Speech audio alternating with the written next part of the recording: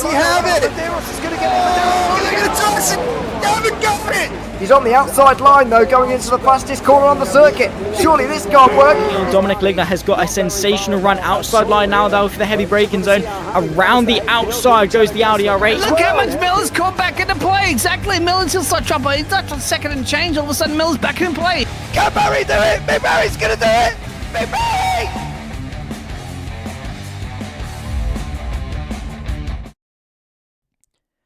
Good evening, ladies and gentlemen, and welcome back to the Almost Pro Championship. We're heading towards the final half of the first part of the season, and now we head to a legendary circuit on the calendar. Season 6 takes us to the Circuit de Spa-Francorchamps, of course, better known as the Belgian Grand Prix. We're off the back of a sensational round in Silverstone, where we saw, of course, a debut victory for Chenkovan after 26 laps of racing. My name is Zach Sweeney. You're joining me live here on the JP Broadcasting YouTube channel, and I cannot wait to kickstart things here this evening. Of course, we're heading our way into an 18-minute qualifying session. Before that, though, let's run things down in the championship standings. Lewis Smith sits top with Mercedes after 113 points scored up until this point in the season. A great week for the Aston Martin, of course, of Carl Stewart Woodward sees him catapult himself into second place, ahead of Ethan Shackleton, who, after not attending Silverstone, has definitely paid the price of that and drops down to third. Drew Bliss makes an Aston Martin 2-4 ahead of Jordi Lansing, who rounds up the top 5.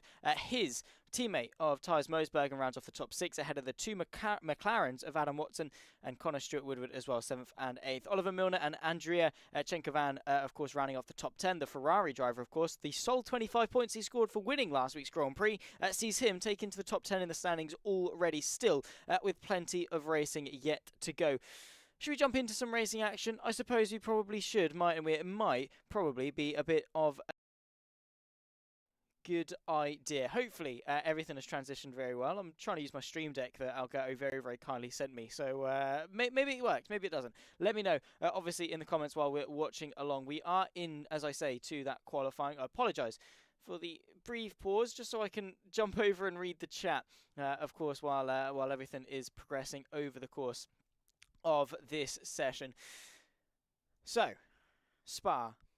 It's a circuit that, of course, is very difficult. It's a circuit that very much pays for you to be well-rounded in, because, well, exactly that. It's a well-rounded circuit. It's got straight, it's got fast, it's got slow, it's got medium. It's got pretty much everything that needs, you know, that demands skill. It ticks every box when it comes to a racing circuit. Just over 7 kilometers in length. I believe it's 7.004. Don't quote me on that. Again, track measurements depend on who's measuring them as such. But I remember seeing something, I think it was Chain Bear, that said that Spa is just over and is an exception alongside Singapore on the circuit length. They can't exceed 7 kilometers or 5 miles or something like that. But Spa, of course, is an exception, purely because it's only just over, and secondly, because it's Spa and you can't exactly get rid of Spa, right? But we are running our way through qualifying, and it will be interesting to see what people can do, because it is a long lap. You know, we just touched on how long of a lap it is, and it's a very difficult one to nail here at Spa. You have to really be committed. I mean, the first sector alone, granted, it's only, 3 corners. You've got La Source, Eau Rouge, and Radion. But within that, you've also got 3 of the, arguably the most important corners on the circuit. La Source going into it. You've got, of course, the hairpin that it is. You've got to go in. You've got to take a late apex. You've got to get the exit out. Eau Rouge Radion takes sheer commitment. Will follow around Krypton World on his, of course, flying lap through. Pool 1, however, makes an absolute farce of it, going through the double left. Or, sometimes as it's known, the double gosh, which literally translates into the double left, but we won't call it that. We'll call it by the proper names here at Spa, of which there are a few official ones as such, but we won't run one of those, because the ones that I call them are the right ones, because you can call pretty much every corner here at Spa a different name, and someone at some point will agree with you. Undisputedly, though, we are heading our way into Blanchimont. It's a very fast left-hander. Krypton probably could have used a little bit more of it. Again, apologies for the pause. I just need to get over to my translation sheet so I know who I'm calling everyone. It's annoying, I know, but there's not really much that I can do about it if I need to go and get information as such.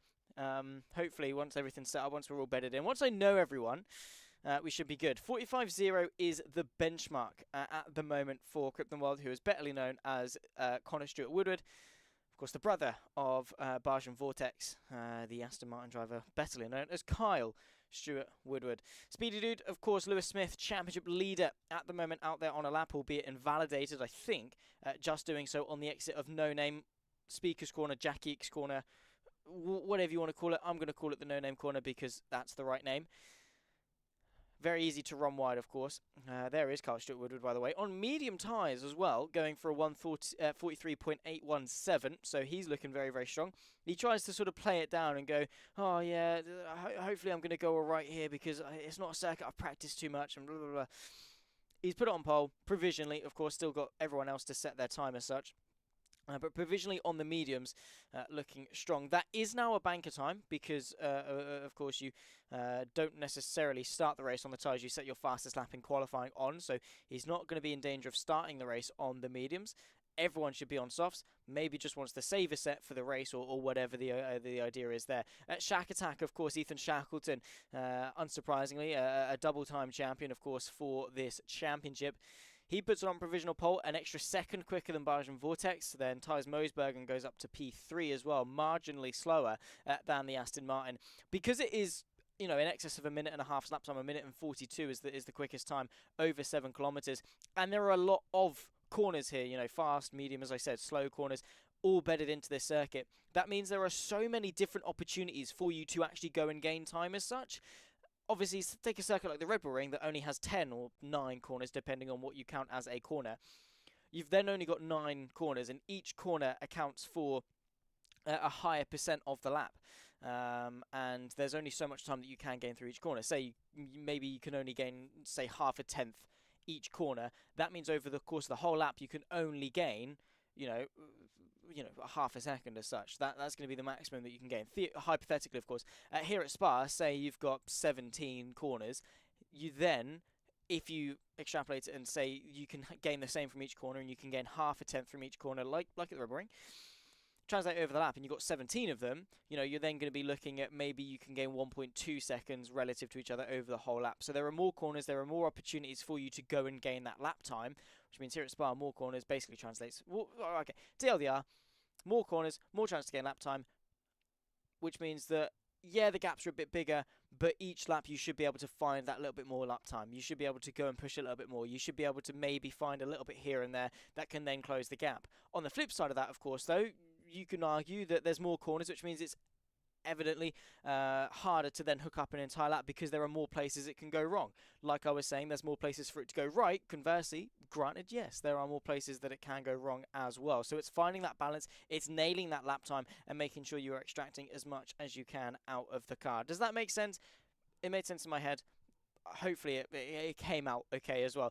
10 minutes left to go in this qualifying session. Ethan Shackleton at the moment provisionally pole with a 1:42.935. What is to come though in this race ahead? We've got 22 laps of racing, 50% distance here of course at Spa-Francorchamps.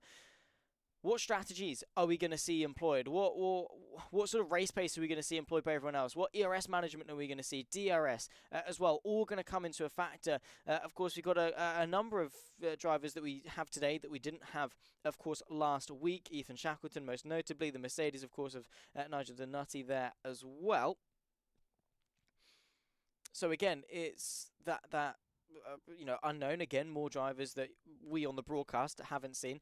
More variables for the drivers to deal with as well. And of course, we've been told faster drivers to deal with as well. Ethan Shackleton, double champion, of course, has showcased that with a provisional pole time. What is to come going into this race? We're on board at the moment with Andrea Chenkovan, last week's race winner.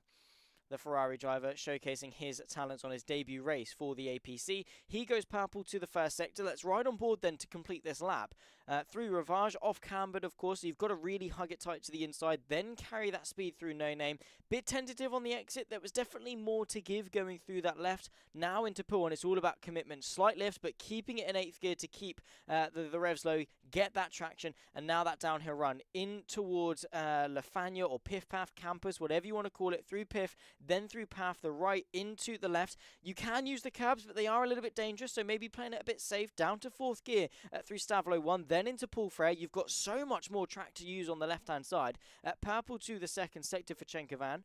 But I won't lecture him on his driving because he's definitely a lot quicker than I am. Let's put it that way. I tried to do a couple laps on F123 and it just didn't go well. Mostly because my wheel wasn't set up properly, but also partially because, well, I suck. Basically, into the bus-stop chicane, down to 3rd gear, 2nd, then just to get that extra bite of rotation with the engine braking. Then you just have to put your foot down and hope that you get that drive towards the corner. Boom! Puts it on provisional pole. Makes it a Ferrari 1-2 here at Spa. A 1:42.883. So only half a tenth clear of Shack Attack. Of course, Ethan Shackleton is bettily known. And, of course, the sole PlayStation driver put it on pole ahead of all the Xbox drivers there as well. We've got Kyle Stewart-Woodward in the Aston Martin. He's out on a lap as well, looking to improve on a 43.8. Needs just under a second to put it on pole. But now he's on the softs. What kind of an improvement can we see from the man that's 2nd place in the championship? DRS is open as Lewis Smith tops the timing tower once again. A 1:42.564 for the championship leader. Into the 1st sector for Carl Stewart-Woodward and goes purple. Of course, there are only 3 corners, but they are crucial ones at that, so not as much time to be gained. The middle sector is really where you see a driver come to fruition. So much more technicality through here, so much more opportunity that the driver can make a difference and therefore gain time from it. Be interesting to see how he does then relative to those around him, because now, with Lewis Smith, speedy dude, topping the time and tower by just 0.3 of a second, he's going to need a little bit more to go and get that provisional pole time, with still about 5 minutes left to go before we head our way into the race. The 94 machine, as you can see, the racing green of the Aston Martin, heading his way through Stavlo 1, ticks through the 2nd sector split, and it's half a second quicker. And the game's telling me it's purple. We'll see if that's going to be the case. At the moment, it's going to be looking like a 43.3.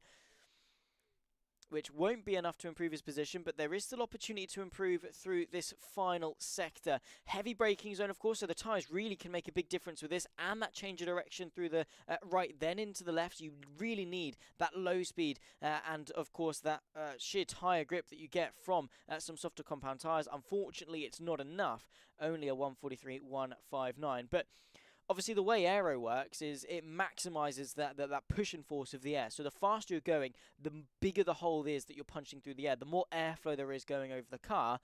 When you're going slow, say going into a corner at 70 miles an hour, you're not having as much airflow go over the car, and that means that the aero isn't working as hard, which means that relatively, you are having to lean on the tyres a little bit more. You're relying on that mechanical grip just to get that change of direction, which is why the tyres will scrub quite a lot through those chicanes. Yes, they are working harder through fast-speed corners, but the aero is making up for more of that difference relative to the slow speed. So you basically, it's all relative, it's all a juggling act, it's all percentages, but relative to the aero, the tyres are working so much harder through those low-speed corners, like that chicane, so you really have to rely on them, and that's where, of course, softer tyres can make that difference. Couple of changes, though, is just Jordi, of course, Jordi Lansing gets his way up onto provisionally P2. We've got 3 drivers, the Red Bull and the 2 Ferrari, separated by less than a tenth of a second. So, very close, very competitive indeed. Let's see if Jordi's out on a lap at the moment. I don't think he is. Of course, he's just very, very low on battery, basically. Rastaclow there as well, bettly known as Adam Watson, goes onto the grass. That's the wrong sim for that one. For those familiar with what happened in the 2023 iRacing Spa 24, will know. Or was it the 2022? Can't remember. I think it was the 2022 Spa 24 hour. But basically, everyone was on the grass trying to keep their tyres cool, and you saw on the broadcast pretty much every team. The top level of sim racing, by the way, would literally abuse the grass to keep their tyres cool and go as quickly as possible. It was a whole scandal in the world of iRacing. So just adding a bit of context in regards to that one. Through Piff and through Path, so nothing changing there for Watson. Then you've got Jordi Lansing as well. He's out on a lap. I don't think we're going to see many people on a lap in the near future. I mean, we've got the Croatian of Andrej Chenkovan coming out on a lap time as well. There's the 93 machine, so he'll be looking to improve on that 1:42.883. Jordi Lansing into the pit lane. He'll be looking for maybe one more run if he's lucky. For those unfamiliar with how qualifying works, of course, as long as you start your lap, you can finish it. So he needs to get out before the checker flag flies. That's when you dictate the end of your session. So in 2 minutes 20, the checker flag will fly. That's when the final laps for those that are on them will begin. If you haven't started your lap before that, then tough luck. So timing is critical, and if he wants to do an outlap, he needs to get out, ideally, probably, within the next 15 seconds or so. I don't think that's going to happen. So unfortunately not timing it too well, and we'll be parking in the pit lane probably for the final time. His teammate of Thijs Moosbergen as well as coming into the pit lane, and we'll probably see the end of his session also.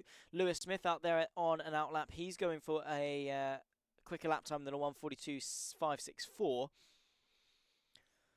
Andrej Chenkovan as well out there. Slipstream is important here, by the way, as well. So it's quite peculiar as to why we haven't seen more of a teammate dynamic showcase between, say, the Ferraris or the Red Bulls, the McLarens as well. And, of course, the Aston Martin of Carl Stewart hasn't quite got his teammate of Drew Bliss here today. But you've also got the Mercedes as well of Lewis Smith and Nigel, who we haven't really seen working together. Don't know if that's been sort of outlawed by the rules as such, but with such a high speed importance, you would maybe see Ethan Shackleton on his out lap give Chenkovan a tow, and then when Chenkovan's on his in lap, you'd see him give Ethan Shackleton a tow as such, or something similar. I don't know how maybe it'd work with them, but there is such a high speed importance. It's surprising that you wouldn't see that. Jordi Lansing has headed out on an out lap, but I don't think he's going to find his way around to the checkered flag within the 45 seconds that it would need for him to start another lap.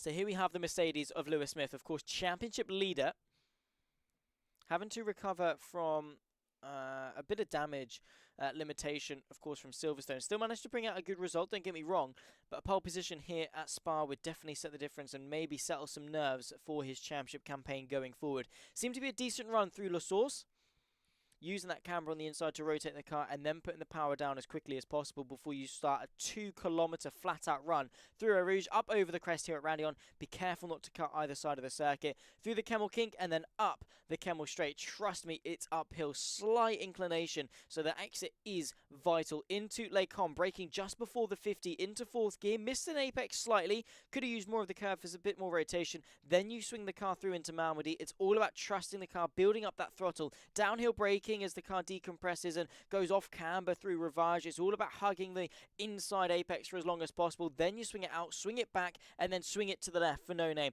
Maximising your entry and your exit before you run downhill towards P1. A very, very tentative safety brake, and then a small track limits excursion for Lewis Smith. Too much curb on the exit of P1.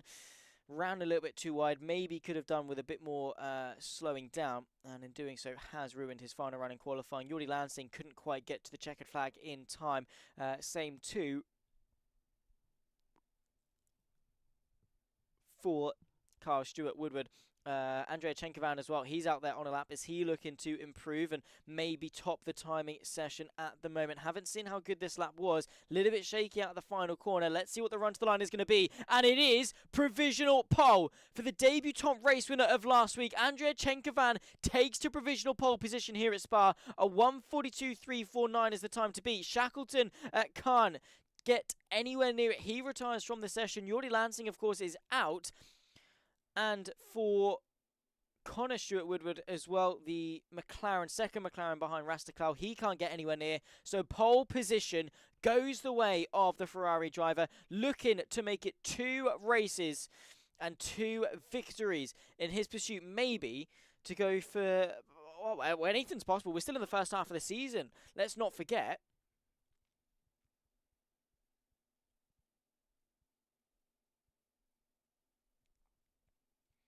Of course, we'll run you through the entirety of the grid order in just a second, but what a lap time that was put in by the Ferrari. Absolutely sensational stuff. Exactly what he needed to do when he needed to do it. Lewis Smith couldn't quite handle the pressure, ran a little bit wide on that last lap, and it might well have cost him pole position, which now goes the way of the Croatian. He is still joined by the championship leader of Lewis Smith on the front row, just ahead of Jordi Lansing and Ethan Shackleton on row 2. The Barbados man of Carl Stuart Woodward there, of course, Belgium Vortex in P5. Thijs Moosbergen at the Flying Dutchman completes row 3 ahead of Adam Watson, making an all-McLaren front row ahead of Connor Stuart Woodward, brother, of course, of Belgium Vortex. Nigel Donati rounds off the grid, of course, not quite able to set a lap time, I believe, though, with a qualifying ban to his name for, unfortunately, sort of exceeding the penalty point allotment that you get. Basically, you get 4 penalty points per 8 races, and he exceeded that through, obviously, unfortunate running with the mistakes and contact and things like that, and not quite following the code of conduct. You get punished for it. You're taking that punishment. But Spa is a circuit full of opportunity, so maybe we could, well, see Oliver Milner take further up in this race. However, we're seeing some rain. Hopefully not to the same effect as the 2021 Formula 1 Belgian Grand Prix, whereby we're going to be here for 3 hours, in which case I'm not going to complain, because, that means I get paid a little more, but it's fine. I'd rather we just get going with the racing, because I couldn't handle a 3-hour red flag then. I probably couldn't be able to handle a 3-hour red flag right now. So hopefully we can go all the way to the end.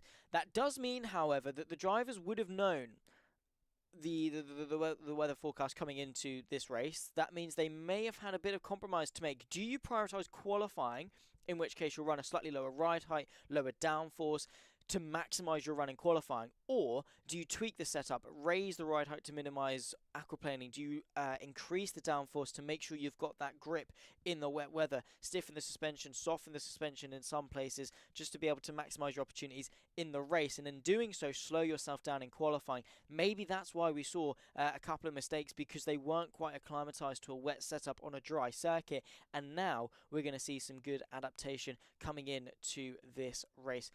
What is to come then? Because rain always spices things up. The tyre compound rule gets thrown out the window. Of course, the adaptation of the track changing, corner in, corner out, lap in, lap out, and you've really got to be careful, have your wits about you, and be very, very cautious of all the drivers around you as well. 22 laps then here in the rain. Let's see how our drivers get on here today. Waiting for everyone to load in.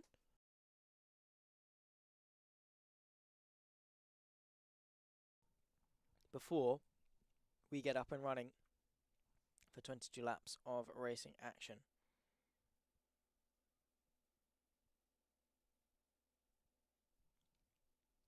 Let me know in the YouTube chat for those watching along. Of course, give me your thoughts, feelings, queries, and questions for those on the JP Broadcasting YouTube channel as we very quickly approach actually 2K subscribers. Unfortunately, we're not live on the APC Twitch channel, although we really would like to be. A bit of a shame. Technical difficulties, probably my fault.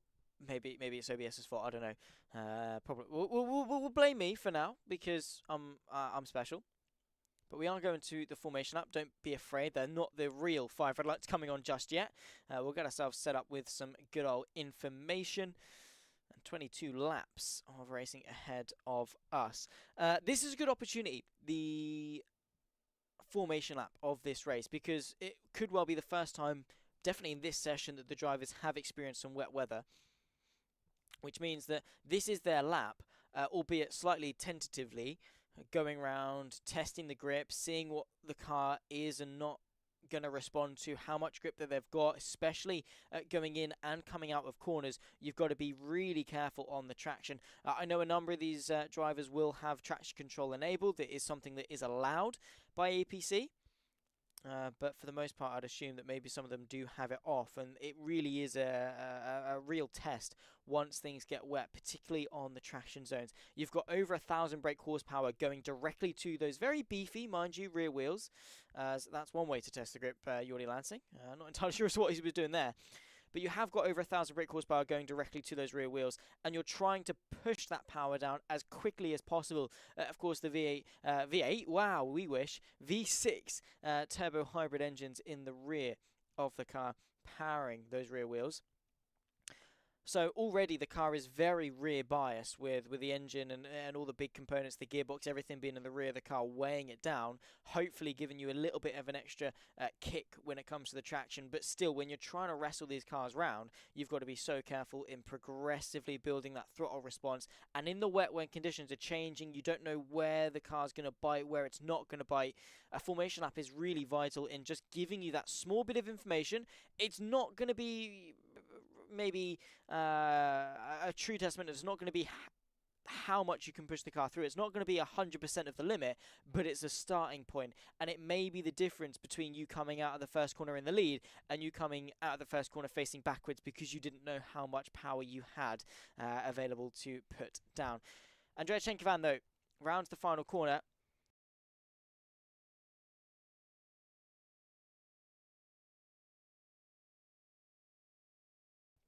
As he looks to assume that pole position on the right-hand side of the grid. So what would usually be the dirty side, you can see a little bit of those marbles there on the right-hand side. And unfortunately for him, actually has overshot his pit box. Same too for Jordi Lansing.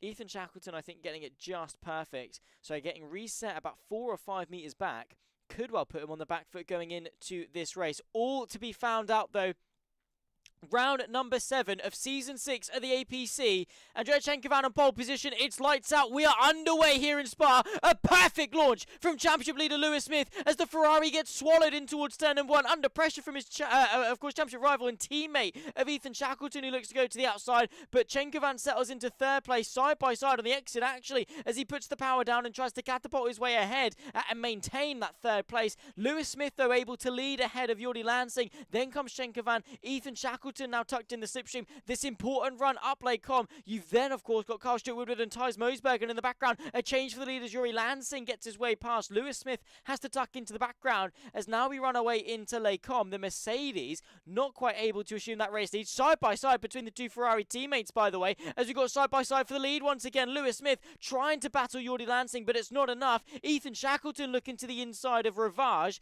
Again, not enough. They're all trying to bed their way into the rain and the wet session that we've got here for this race, and none of them quite 100% confident. Different speeds through different parts of the track, and it definitely is showing with how much these drivers are able to commit, and it's very much changing the tide of this race. Unfortunately for Andrea Chenkovan, he tumbles 3 places in about a third of the lap. And that is not what he wanted to see after a sensational qualifying. Jordi Lansing, though, able to command this race up 2 places from where he started on the 2nd row. A perfect launch, though, from Lewis Smith. Saw him take the short-term race lead. Now he settles back into P2. But that's not necessarily going to be a bad thing, because now he's got a reference. He's not having to face the changeable conditions by himself. He's got a reference first and foremost. He can see what Jordi does, and he can base his lines off of that. Lap number 1 about to be in the books, and that's very low on the brakes. A launch down the inside. Does he make it stick? No, he doesn't. He has to cut the chicane, so that could well be good news. He gets a 3-second time penalty, slam dunk for corner cutting. Is going to relinquish the race lead once again, maybe even more, as well as Ethan Shackleton looks to go to the inside of La Source. Very late on the brakes from the Mercedes. Has he got enough to go the long way around? I don't quite think so. However, a straighter exit allows him to put that power down and see himself back into 2nd place. Nicely done. But now, kickstarting this race on the back foot, handing control back over to Jordi Lansing, who, if he can bet himself into this race quite nicely, could be on for what could be a very dominant victory here in Spa. Ethan Shackleton, you can see there as well, looking to go to the right-hand side. Is he quite close enough? No, he's not. He's got Chenkovan, his teammate, for company, just breathing down his neck as well.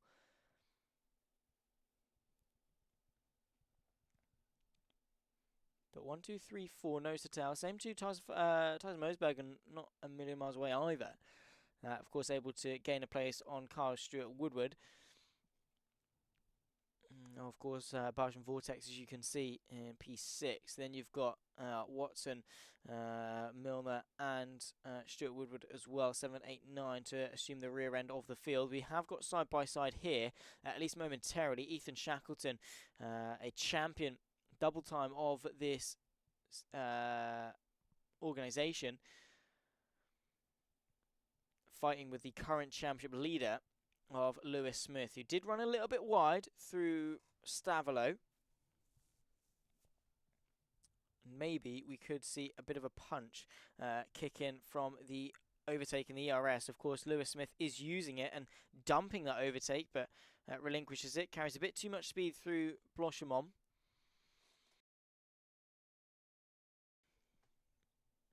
Very, very deep, it must be said, from Jordi Lansing going into the bus stop chicane. Bit of a twitch on the exit as well from Lewis Smith, maybe a bit too greedy on the power delivery, as Jordi Lansing once again sets the fastest lap of this race, even with that slight mistake.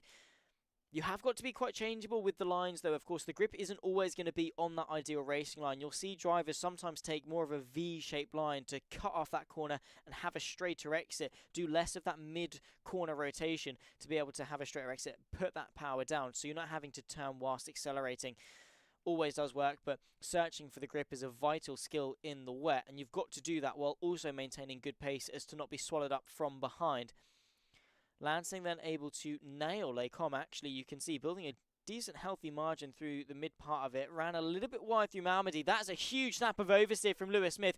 Forces him on the defensive from Ethan Shackleton. He does run wide through Ravage, trying to get the up and under does the Ferrari. Does he have the power response on the exit?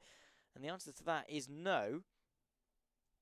And through No Name, Ethan Shackleton still trying to find a way through. But that's the problem with the wet. Again, like we touched on with searching for the grip and finding where you can and can't put the car, it also means that when you go for an overtake and you put that car offline, you are purposefully going to where there is less grip, which means it is a little bit more tricky to be able to outbrake someone or get the car rotated in that mid part of the corner. Whereas in the dry, most of the track has the same level of grip, so you can brake at the same point, whether you're on the inside or the outside of the circuit. In the wet, that's not the case, because you've got one part of the circuit that really does kick up loads of water and has got a lot more grip than the inside. However, Ethan Shackleton was trying to find a way past the Mercedes, and look how much more commitment he's got through the corners. He might well be able to eye up and move to the outside, of course, of the bus stop chicane. Not quite enough, as Lewis Smith able to stay ahead. There's Andrea Chenkovan making an unfortunate mistake through the bus stop, losing even more time to the front three. Thijs Mosbergen then is able to close the gap as we tick our way onto lap 4 of 22. Just under a fifth of the way through this race.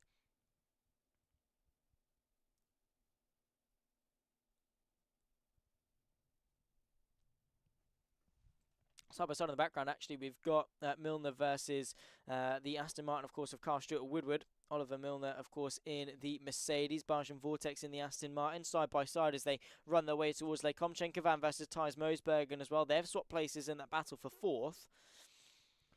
And Stuart Woodward able to stay ahead of Milner for now. But what is to come? I have to say, very impressed with how these guys are battling and how close they're staying, considering how difficult it is to do so when it is wet and slippy, and changeable conditions always usually is a big separator in fields. But these guys have been brought closer and closer together.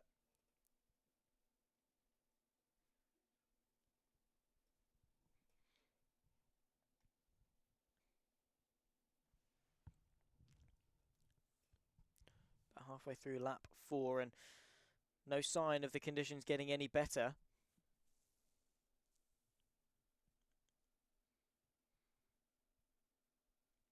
You can see Lewis Smith very much maximising each of the gears with their rev range. Of course, similar to sort of gears on a bike, the lower the gear you're in, the easier it is to spin the tyres. The higher gear you're in, the harder it is, but the more of a push that you can get with each rotation. So in those lower gears, he's really putting his foot down, spinning those rear tyres up a lot, and that could well be due to, of course, a lack of traction. But even once he has got traction, he doesn't really like to short shift, and usually short shifting can be a real good assistance in maximising your traction, but also he needs that grip mid-corner because he does struggle with that. Ethan Shackleton is then all over his rear end going into La Source because of a small mistake that he made going through the bus stop. Ethan Shackleton, by the way, if you just look on his sort of the middle of the screen where his telemetry is, you will notice that his fuel light is yellow or orange or whatever you class that is, as Lewis Smith gets himself another 3-second time penalty, this time for multiple warnings on lap 5. Of course, the way that works is you get 2 warnings and then you get the penalty on the 3rd. So he's already extended track limits 3 times. Well, make that 4 with the 3-second penalty that he got earlier on. But back to the point with Ethan Shackleton, as the Mercedes of Milner finds his way past Carl Stuart Woodward, who is unfortunately down to P7. He's essentially underfueled the car because in the wet, you're lifting and coasting much, you're on the brakes more, you're a bit more tentative on the power, and you're using less fuel, which means you can take fuel out of the car to begin with because you are going to save it back as the race goes on. You're going to be using less of it. You can then start the car with a lighter car, which means it's going to be more responsive and be more willing to turn in when you want it to, which is exactly what you want in the wet. So taking that fuel out of the car, he knows he's going to save it without sacrificing too much in terms of pace, particularly now he's in the slipstream. Could well have been a good idea that some other people could have adopted, particularly now you can't adjust the engine mixes, so it's not even like you can adopt more fuel to run in rich for longer, because you can't. You only have standard after the rules implemented in 2020 to disallow the engine mapping mid-race. That is a sensational run off Blanchimont, though. Ethan Shackleton may be forced to back out of it, but he is going to commit to the inside of the bus stop chicane, takes the track away from the Mercedes, but gives him the room in the end. Side by side and muscled off the road. Lewis Smith able to maintain second place, but controversially, potentially, as Ethan Shackleton is barged off.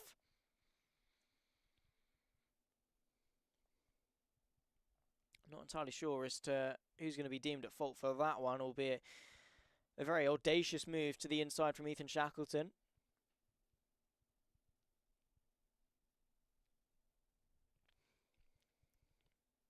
He engages overtake just to try and make some of that time up, and meanwhile, while they've been battling, they have lost about a second of time. As, hang on, how does that work? Ethan Shackleton has just teleported in front of Lewis Smith. I'm not going insane, right? You guys all saw that as well. I'm just going to catch up, sort of wait for the stream to catch up with that one, so I can look at it again. Because Ethan Shackleton at one point was a second behind and is now half a second in front of Lewis Smith.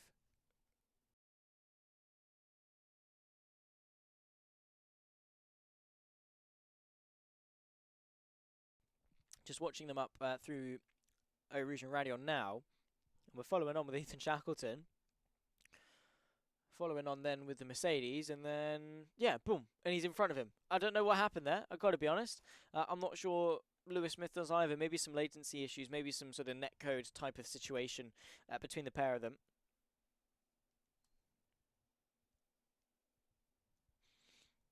But either way, Ethan Shackleton, now he is ahead of Lewis Smith, who arguably was slowing him down slightly.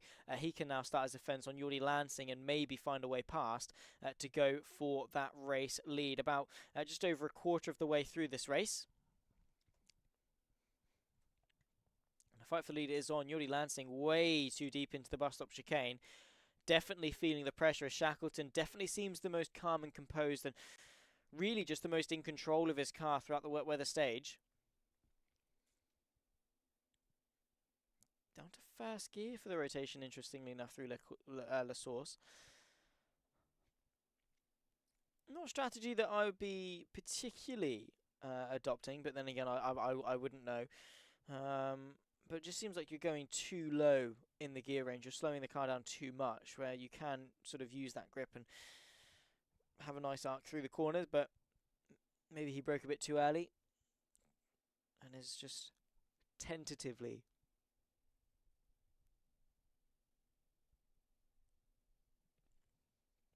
finding his way towards the race lead. Bit of a lock up on the front right you saw there, of course, just asking a bit too much of the tyres. It's easily done. Of course, some of these drivers will be having the anti-lock braking systems, the ABS, to effectively then just alleviate some brake pressure when the car does begin to lock up, similar to what your road car will do. For those that have driven maybe on ice or whatever, and you press the brake and it starts to vibrate, that's the car telling you to let off the brake. It's the musts are essentially just alleviating that pressure to allow the wheel to rotate again, and then it'll apply braking pressure. It'll basically cadence brake, so it'll pump it to get that perfect spot and slow you down effectively.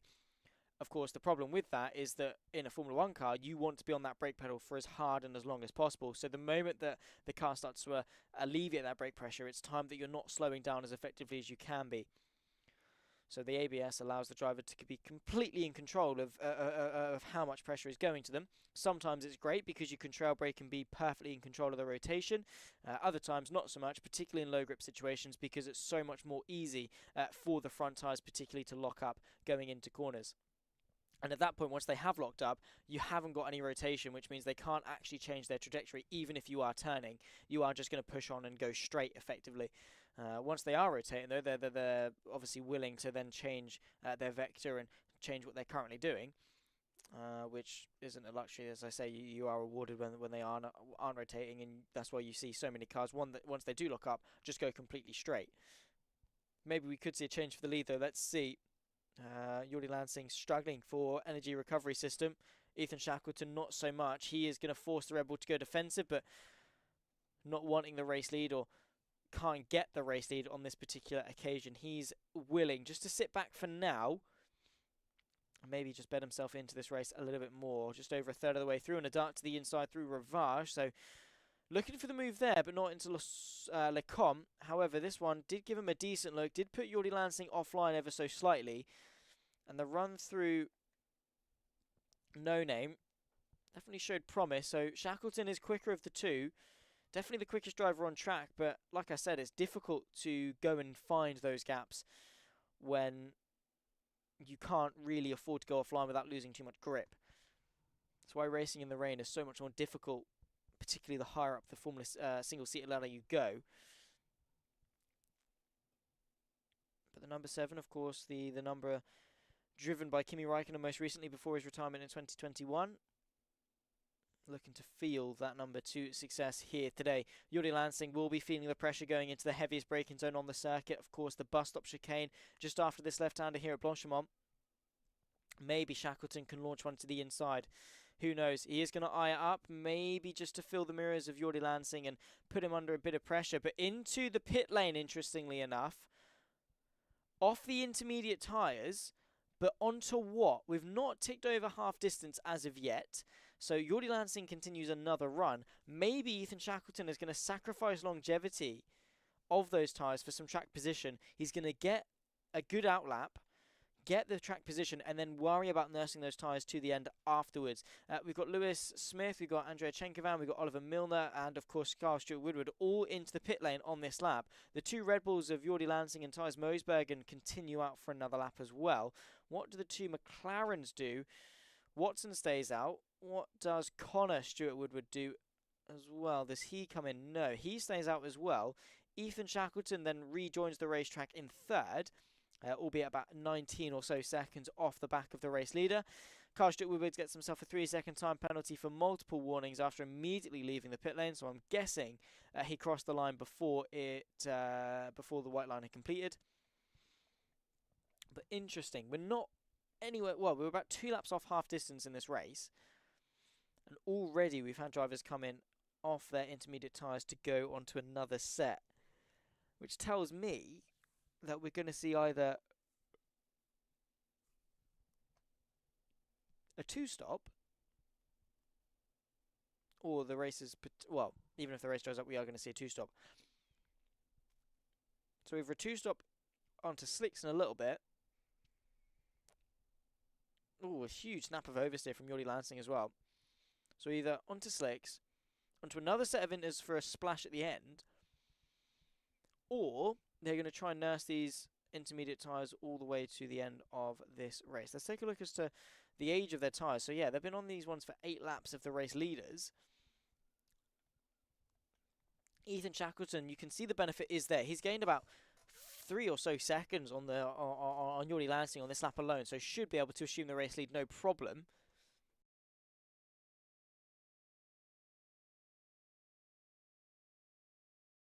Onto another set of tyres then for Lansing. Ethan Shackleton now coming into turn number 1. Same too as Lewis Smith. They've both cleared turn number 1 before Jordi Lansing has even gotten out of the pit lane. So they will take the race lead. Chenkovan is able to get past Thijs Mosberg, and so too is Milner. So that undercut is very, very powerful indeed. But we saw how big of a cliff then the Inters fell off on that final lap of their stint. And now Jordi Lansing, Thijs Mosbergen are all going to have a bit of a better tyre degradation over the course of their stint, as unfortunately for Connor Stewart-Woodward, who came into the pits a few laps ago, same too for Adam Watson, they're not going to be looking overly strong and have had a number of mistakes so far this race. But interestingly then, Jordi Lansing, what's his pace going to be towards the end of this race when the others' tyres begin to wear off? Or can Ethan Shackleton and Lewis Smith build a big enough gap now, so much so that it wouldn't necessarily matter come the checkered flag? Lap 10 of 22, so just under half distance. And what is to happen in the coming half of this race?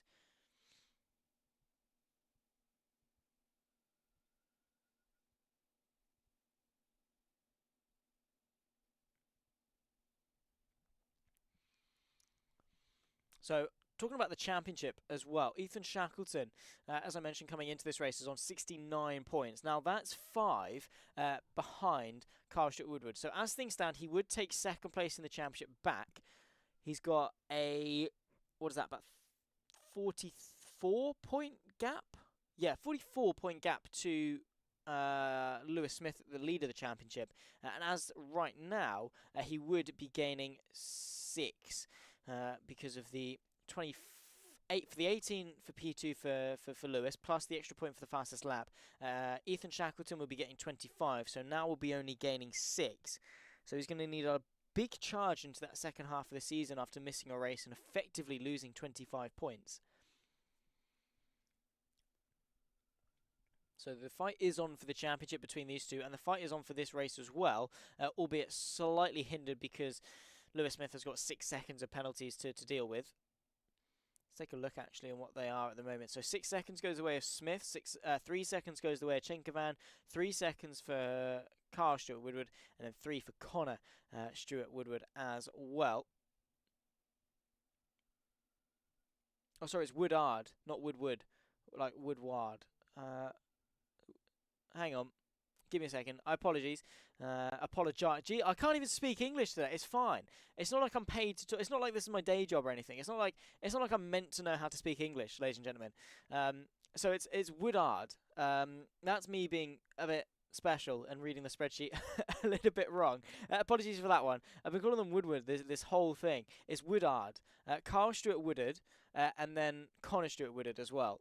That's what we'll go with for the rest of them. That's the most English name on the entire grid, apart from Lewis Smith. And somehow, I've managed to get it the most wrong of any. That's sensational. Wow, I'm bad at this job. Awesome. Sweet. I'll go back to my apprenticeship and, yeah, do tyres and servicing all day, I think. I probably did a better job at that than I do at speaking English, apparently. Ladies and gentlemen, commentator can't speak English. Legendary stuff. Jordi Lansing, which, by the way, is a Dutch name, and I can say that, hopefully, just about fine. He puts it, at the moment, the fastest lap of the race on some fresher intermediate tyres. As Kyle Woodard gets a 5-second penalty for corner cutting, so I assume went deep into the bus stop chicane and got a similar penalty to what Lewis Smith did a moment ago. Interesting that there's a 2-second discrepancy in the penalties, but we'll leave that up to Codemasters. Maybe there's a grey area that these guys can exploit with when it comes to the stewards. Ethan Shackleton, by the way, we were touching on his fuel light being on. That's now flashing, so it's basically on like plus 0 minus 0.01 as such. So it is sort of flicking between has he got enough fuel, hasn't he got enough fuel, but he is looking strong to maximise the weight of his car, or well, I suppose minimise the weight of his car, maximise the potential out of it, I suppose. That's way too wide through pool one, my man. Still half a second clear of Jordi Lansing. Sorry, not... Goodness me. He's about 3 seconds clear of Jordi Lansing. He's got Speedy Dude just behind him. I'm sacked. I'm gone after this, ladies and gents. I can't believe this. I'm like David Croft with how much I'm messing up these driver names a little bit. No offense to David Croft, of course, but well, it's yeah, not great from me. It must be said.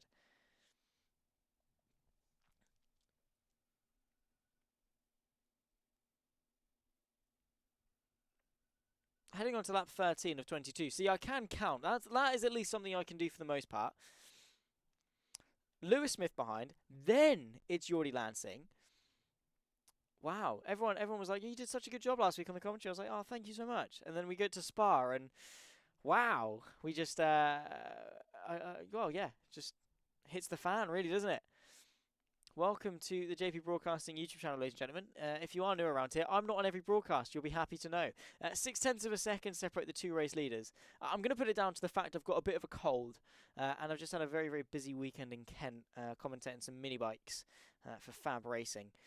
And that took a lot out of my voice, it must be said. And I went into that weekend with a cold. I've still got a little bit of a sniffly nose as well. So that's what I'm going to blame it on. And hopefully that's an excuse that's going to be just about passable, I hope. Maybe. Who knows? It's fine. We'll figure it out. We will figure it out. Just under a second now between Ethan Shackleton and Lewis Smith. Be surprised if I can get those two names wrong as well. Shackleton versus Smith. See, the one name I'm most tentative on is Andrea Chenkovan, because I don't actually know where he wants the sort of the I suppose the accents as such. So I don't know if it's Senkovakan or Chenkovan, because there's an extra V, unless it's Chenkovkan or Kenkovkan. Chenkovkan. I don't know. See, because well, I'm an English commentator and we have absolutely no idea. Unless it is literally like a really common name like Lewis Smith. No offense to Lewis Smith there. It's just a really easy name to pronounce, thankfully. Chenkovan. Yeah, Chenkovkan. I don't know. Chenkovchan, maybe? It sounds like I don't even know. I don't even want to guess sort of what the country of origin is from that name. But because again, it's out of fear of offending anyone as such. I don't want to offend Chenkovan because he's a very, very sensational driver. He proved that with the pole position today and of course the race win last week at Silverstone. But welcome to English commentators and getting names wrong. It's something that we get badgered about so often in the world of sim racing and in the real life, and that is a clear show of intent from Lewis Smith in the sense that I don't want to get past you. I don't want to lead this race. I want to sit nicely behind you. I want to save some ERS. I want to save my tyres, and I want to have a nice easy ride on the back of someone who is running a very, very nice race in front. They want to work together. At the very least, Lewis Smith wants to work with the Ferrari of Ethan Shackleton. 8 laps left to go, or about 7.5 laps left to go at the line.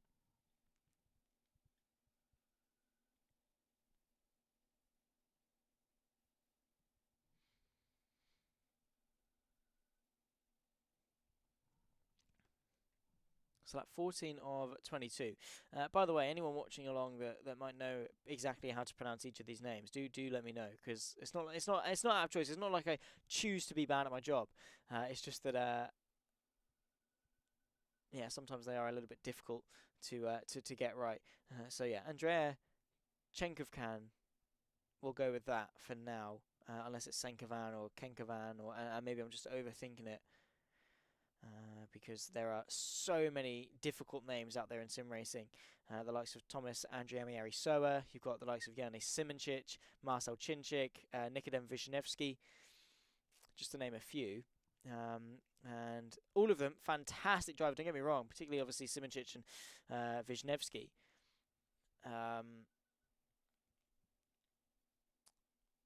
But sometimes their names are a little bit daunting, particularly at the first. Once you know them, you've got them down and you learn the rules as such. But welcome, yeah, as I say, to the world of pronunciations. Thijs Moosbergen, by the way, gets himself a 3-second time penalty, multiple warnings for exceeding the exit of the bus stop chicane, and becomes the fifth driver to get a penalty this race. Of course, the sixth penalty awarded, with Lewis Smith having 2 to his name on lap 15 of 22. 7 laps left to go. Oh, sorry, 8. Well, now it's 7.5 laps because, of course, you do the last lap.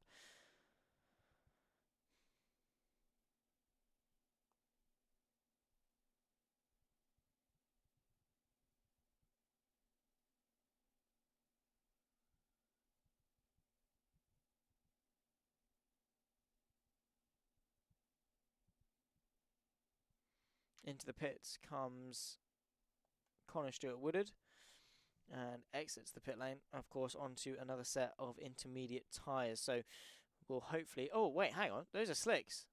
Are they slicks? They are slicks. What's he doing on slicks? Goodness me, have we had another mistake like we saw last week at Silverstone?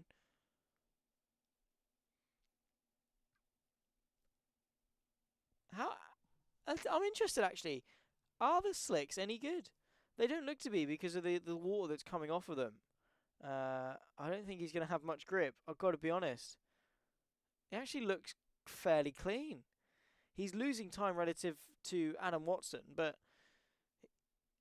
he's not like wrestling the car out there or anything like that. He is considerably slower, but I don't know.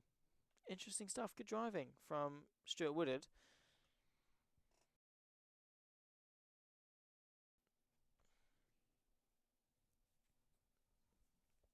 Half a second between the two leaders, and Ethan Shackleton still commands this race lead. Lewis Smith, goodness me! Huge snap of oversteer on the exit of Eau Rouge and Radion. That was nearly race ending. Kenkov Khan,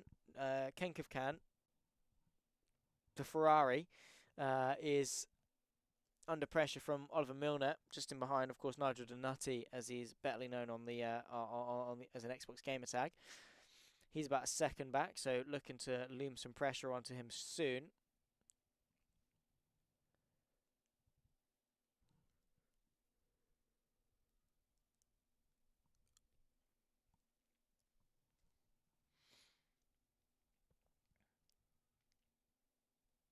And these two at the front have, driven a remarkable race. I mean, Lewis Smith had some mistakes at the start that definitely did see him quite slow, but his initial getaway was sensational.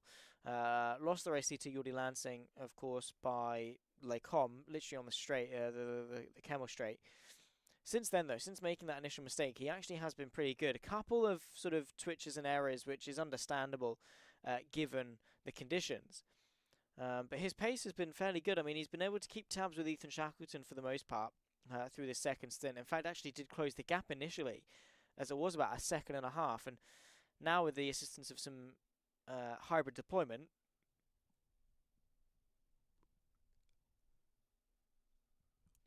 has been able to stay on tabs with the Ferrari, at the very least for the time being. Still, though, 6 laps left to go. And they are still gapping away from Jordi Lansing, who, as things stand, would take P2. But, of course, the Red Bull doesn't want to settle for P2. He wants P1. He came in literally just 1 lap later, and it was enough to see a 4-second swing in the lap times. Could we now see a change for the lead? Here comes the Mercedes to the right-hand side. A swap at the top. And Lewis Smith is through and ahead of Ethan Shackleton. Not the most sensational move, not the most barnstorming defence set by Ethan Shackleton. I think he's happy just to sit back, knowing that Lewis Smith has got penalties, knowing that he's probably the quicker driver once he's settled in the slipstream, and of course he's got bucket loads of ERS to sort of sit on. He's able to just sit behind, let the Mercedes do all the heavy hitting, and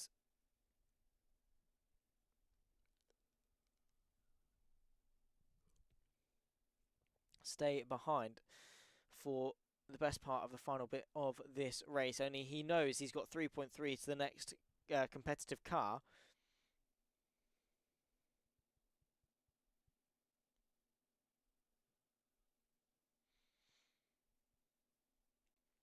There you can see Andrea Kinkovan able to get away from Oliver Milner, the Ferrari driver, looking fairly solid. DRS has been enabled, by the way, so that rain is letting off, which tells me that those slicks put on by Connor Stewart-Woodard might not have been the worst idea in its entirety. There's of course, it's been deemed safe enough for DRS to be enabled, which of course is going to be a big assistance, and immediately into the pit lane come the top two for slicks, seeing that as an indication that the slicks are now going to be quicker.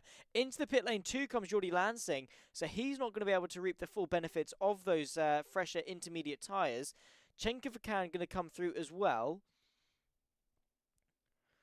And of course, he was able to set the pole position time on slick tyres. Maybe this could be the resurgence the Ferrari driver needs to maybe go for some more. It's unanimous. The entire field essentially boxing for slicks onto the soft compound tyres. Lewis Smith able to get ahead of Ethan Shackleton as they emerge 1 and 2 as they were.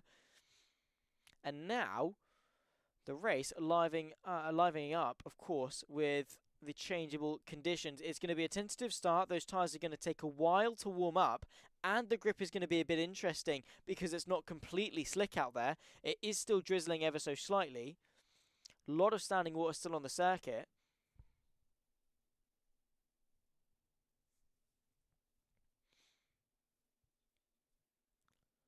But the grip is there.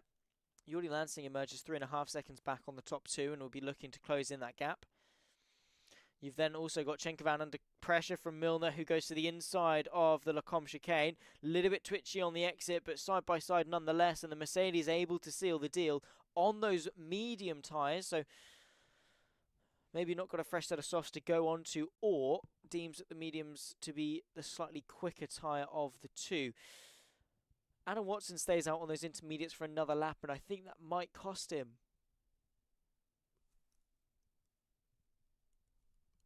some valuable points, as once he does have to pit, he'll lose the place to Connor Stewart-Woodard in P9.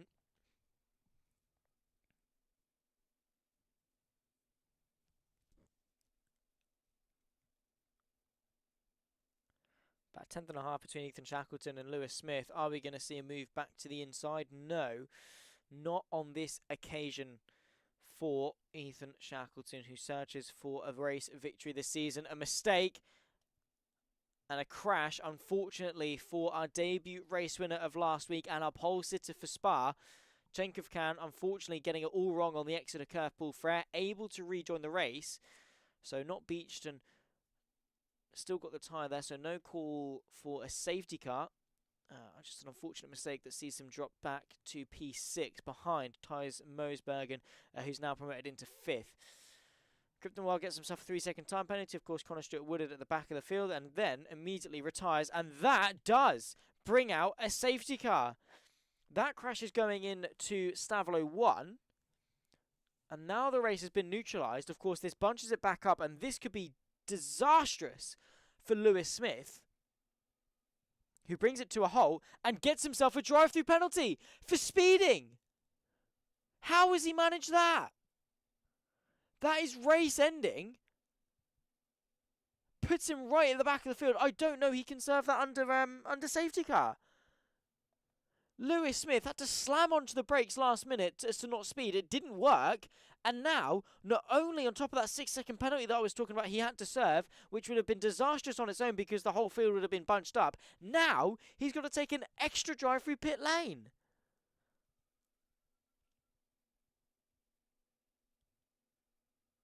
So Ethan Shackleton effectively gets gifted the race lead back, which he was going to anyway after penalties. Jordi Lansing is back into the mix because now he's right onto the back of Ethan Shackleton and might well be able to contend. What a display with just 3 laps left to go here at Spa.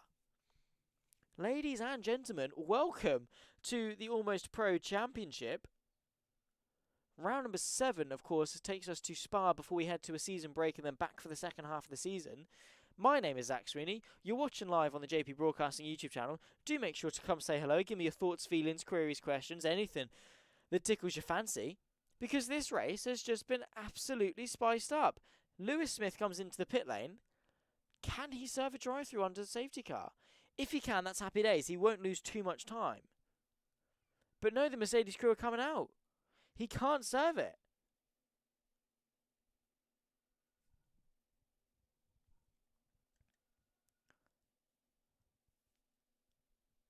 No way.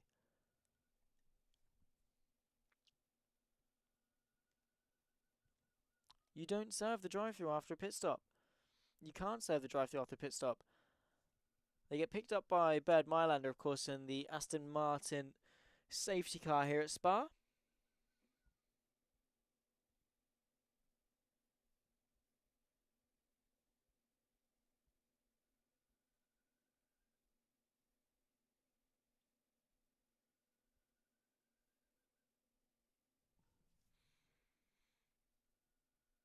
Okay, so situation of the race then. Ethan Shackleton leads Jordi Lansing ahead of Lewis Smith, who came in for some fresh rubber and, I don't know, might appeal that drive-through. He hasn't served it, so he can technically appeal it. Thijs Moosbergen in fourth. Then comes Oliver Milner ahead of Andrea Chenkovan, who now gets a lifeline with the race to the end, albeit on mediums, as he hasn't got any fresh softs to use. Then comes Carl Stuart-Woodard ahead of Adam Watson in P7 and P8. Belgium Vortex from Rastaklau.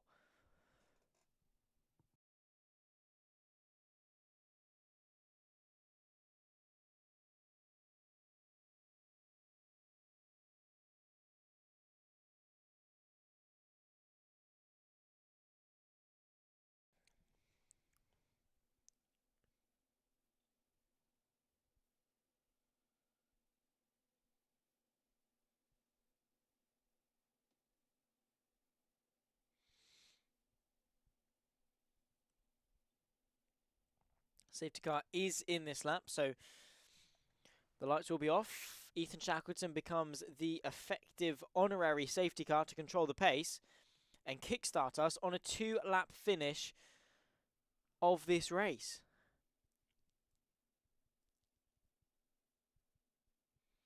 The Almost Pro Championship, 6th season, race 7 comes to Spa. And what drama have we had? The rain has effectively cleared. The track is dry. The safety car has reset the field. Drama for championship leader Lewis Smith, who might well tumble down the order after this green flag is waved. When does Ethan Shackleton put his foot to the floor and kickstart our 2-lap dash to the checkered? He's gone for it into the bus stop chicane, and he has put his foot back down to restart this race.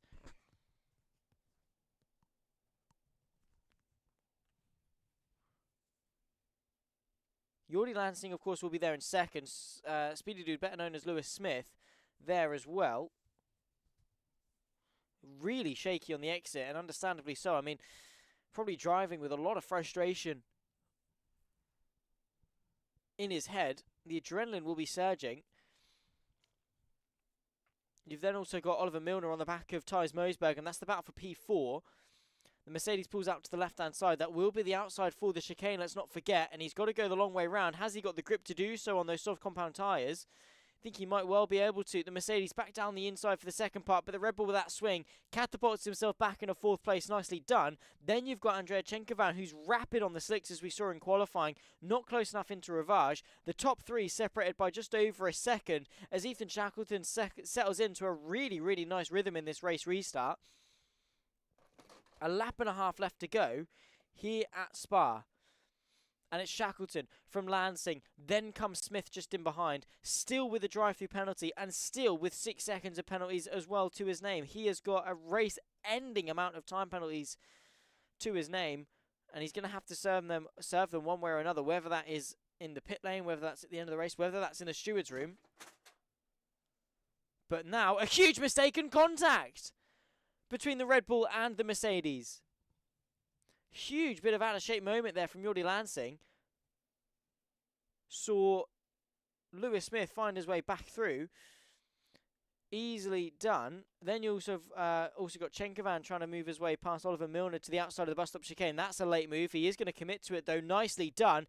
If he's able to make that one stick down to first gear, tries to get the power down. The Mercedes still there in this battle for 5th place. The Mercedes able to edge his way ahead. Nicely done by Milner. Chenkovan looking back down the inside for Lasource, though. The up and under could well be on for the Mercedes. He tries to put his foot down, does Milner, but it's not enough to contend with the Ferrari, who now batters his way side by side down the hill towards Eau Rouge and Radion. The Ferrari would assume the better position and stay ahead for 5th. But don't forget, we've got the final lap of this race. An overtake enabled for the Ferrari. Trying his best to stay ahead. No DRS, of course. That would come on next lap. So none on this one. The final lap of round number 7 of the APC. Of course, you can't call it the APC Championship because it's the Almost Pro Championship, and calling it the APC Championship would call it the Almost Pro Championship, and that doesn't work. But goodness me, this race, going down to the wire, Ethan Shackleton looks secure as ever to take victory. Oh, huge snap of oversteer from Thijs Moosbergen. He's lost the car through Puon. And Andrea Chenkovan finds his way past, up in a 4th place. It'll be 5th after penalties because Oliver Milner has kept the car clean nicely.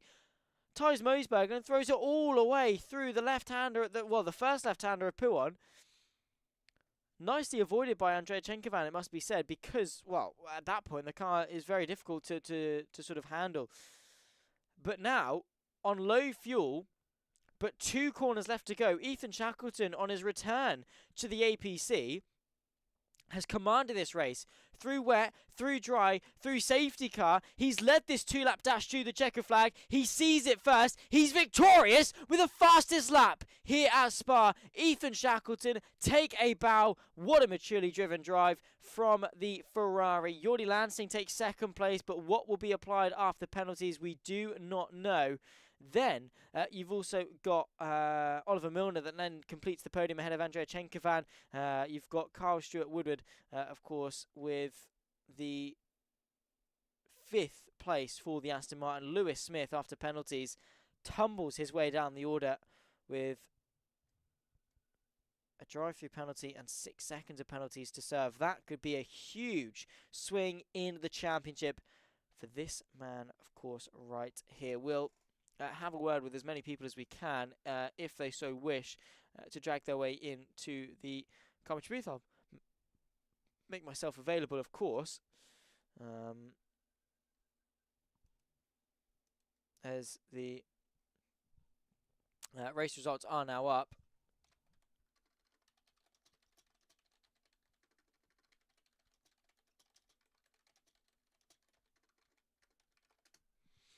But it was Ethan Shackleton from Jordi Lansing ahead of Oliver Milner to complete the provisional podium.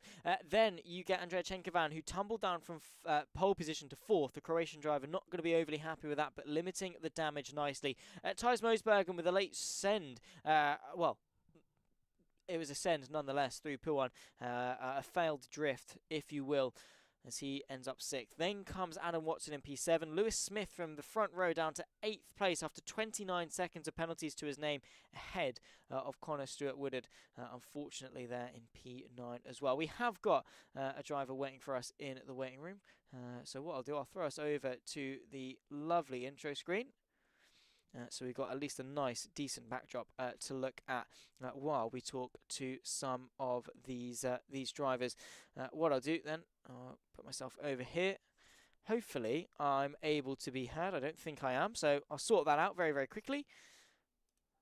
And rack my way into here. There we go. Can we be heard? Perfect. How are you? I mean, a very difficult race, it must be said, coming into this. Well, yeah. I mean, coming into Spa, you said yourself that you weren't necessarily feeling overly confident coming into it with a lack of practice as such, and probably got thrown quite literally into the deep end with it. I suppose just talk us through your race. I just never gelled well with it. It's just not the kind of flow that works for me. And in practice, I could see already that it just wasn't gelling for me again today. So as much as I tried to put everything I could into it, I just don't have the pace here, unfortunately. And also the setup. I kind of may have missed the rain in the race session. I may have missed that on the forecast. So I went for a full quality setup, and that definitely was my downfall in that race, unfortunately. Yeah, talking on that, of course, because it's something that I did touch on the broadcast. For those at home that probably aren't necessarily as aware, what is that biggest difference between obviously a dry quali setup as opposed to a wet race setup that you would obviously be more likely to favour? I mean, what adjustments do you make from dry to wet? There's many things you can adjust, but the biggest thing really is the downforce. You need to be pushing that car further down into the track to make sure that you're gripping in those corners. So yeah, on a dry setup, obviously minimal downforce. You're going fast. The car's getting pushed down. The faster you go, the more downforce you get naturally from the air. So yeah, I was quite low on the wings, which may be quite fast in qualifying quite early on. Although I did kind of mess up my last lap, which we try not to talk about. But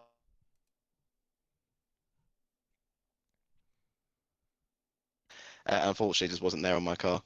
All in all, though, not a bad result. P5 in the end for you. How does that sort of fill you with confidence going forward for the rest of the season, I suppose? Because coming into this race, I mean, you were second place in the championship and leading the way, of course, in the teams with Aston Martin. So are your aspirations still for the top? I think the drivers are going to be quite difficult. A lot of fast boys. Obviously, some of them have missed races recently, but everyone was here today, so that's going to be quite difficult. But to be second at the moment, I'm quite certain that I am probably going to lose that position. But to be near the top at the moment, driving with the fast boys at the moment is, it's definitely enjoyable, and it's higher than I thought I was going to be at this point of the season. I think the big thing to aim for is probably the teams. But my teammate obviously had some issues, wasn't able to join today, so. Hopefully he can be back for next well, not next week, the week after, obviously because of the break next week, and we can obviously fight for the top of the teams, and top 3 in the drivers will make me happy, I think. Well, fingers crossed, of course. Best of luck for you for the rest of the season. Thank you for coming and have a chat with me. Before we let you go, any shout outs you want to give to the YouTube chat? My good friend Steve, he watches me every week, so I appreciate him. So yeah, shout out to Steve. But otherwise, thanks for having me, and I will look forward to speaking to you again after the break. Awesome stuff. Well, thank you very much for joining us. Take care. We'll see you in a couple of weeks' time. Thanks, meet you soon. Awesome stuff. Carl Stewart Woodard, of course, P5 here today. Next up, we have got a champion, of course, of the APC and race winner, most importantly, here in Spa. Ethan Shackleton, welcome in. I suppose talk us through your race from your end, because it was a very, very tough one, very competitive at the front end.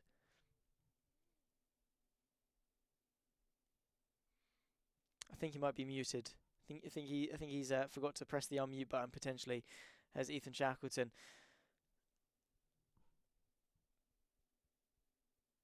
I think he's still muted. Unfortunately, maybe we can hear from Ethan Shackleton in just a moment. Ethan, can you hear me?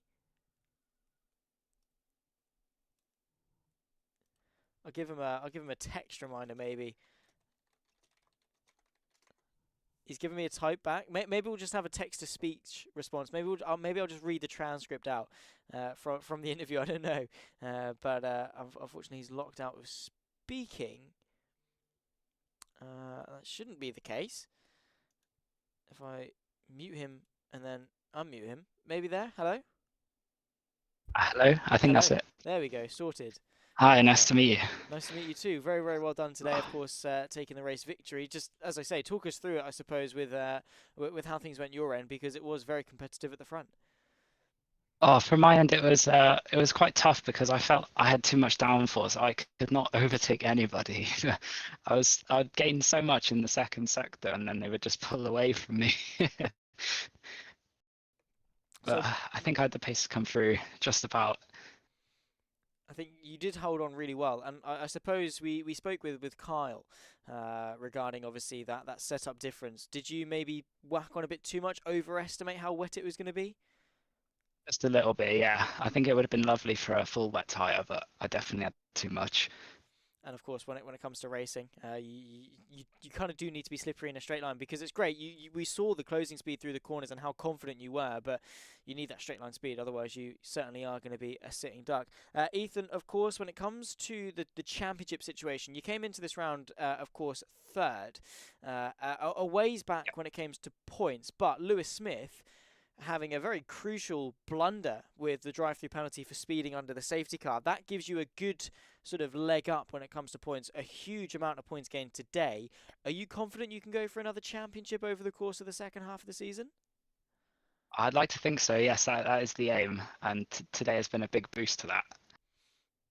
So when we come back in 2 weeks, when we head to Zandvoort and of course Singapore, Kota, Mexico, Brazil, Qatar and Abu Dhabi for the final 7 rounds, I suppose which one are you going to be most confident about going into? I mean, which one's your favourite coming up? Oh, Brazil! I love Brazil, and I usually like to think I go well around there. Love driving around that track, and with it being a sprint race, I can potentially take even more points than a usual weekend. Maybe so, exactly that. Maybe we could see you taken to yet another top step. And I mean, we didn't see you last week at Silverstone. Do you think that's going to be a big hindrance when it comes to the championship?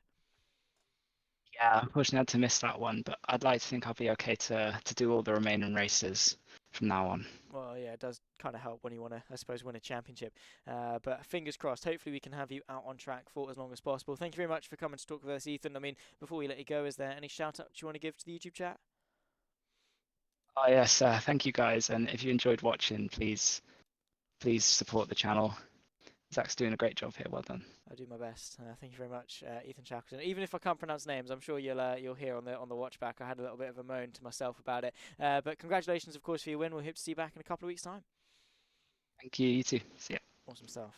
Ethan Shackleton then victorious here today. Ladies and gentlemen, unfortunately then, that is going to wrap up things here for round number 7 of the APC Season 6 of course, this mighty championship. 2024 is continuing its voyage, and, well, as I say, we have a break week in a week's time. We'll have no racing action on the Tuesday, but the week after we'll head to the Netherlands, Zandvoort on the 30th of April. My name has been Zach Sweeney. You've been watching along on the JPB YouTube channel. Make sure to like, subscribe, turn the bell on, notifications for all those snazzy things, and stay up to date with all things sim racing. Don't forget to head over to the APC Twitch as well, because hopefully races will be broadcasted over there in the near future. So go and give them a follow, support them, and give them all the love they deserve. Also on any other socials out there on, as I say, YouTube, Twitch, Instagram, Twitter, X, those sort of areas. Definitely do go give them a shout. You can stay up to date with results and clips, highlights, whatever, really a lot of different things. And if you want to get yourself out on track as well, do make sure to jump into the Discord, sign yourself up, and maybe we'll see you out on track as well. In the meantime, ladies and gentlemen, my name's been Zach. I'll see you in 2 weeks' time. It's goodbye for now.